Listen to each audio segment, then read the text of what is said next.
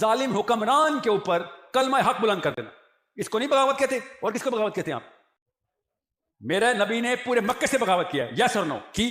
سرکار صلی اللہ تعالی علیہ وسلم کو معاذ اللہ نعوذ باللہ باغی کہنا یہ اتنی سری گستاخی ہے کہ جس کے اندر کسی طریقے کی لیپا پوتی نہیں ہو سکتی، اور اس کم بخت کو، کم عقل کو یہ معلوم نہیں کہ جو باغی لفظ کا اطلاق ہوتا ہے وہ حق کے اگینسٹ کھڑے ہونے پر ہوتا ہے۔ ہر دو لوگوں کی لڑائی میں دونوں لوگ اگر باغی ہوں گے تو پھر حق پر کون ہوگا؟ اور باغی کا جو معنی ہوتا ہے وہ نافرمان ہوتا ہے۔ اس اندھے کو یہ نظر نہیں آیا کہ اللہ تعالیٰ نے ایسے لفظوں کو منع کیا نبی پاک پہ کہ جس کے میننگ غلط ہو، یا لوگ جس کو معاشرے میں برا سمجھیں، اور لوگ ان کو سنتے بھی ہیں، ان سے موٹیویشنل بھی لیتے ہیں معاذ اللہ۔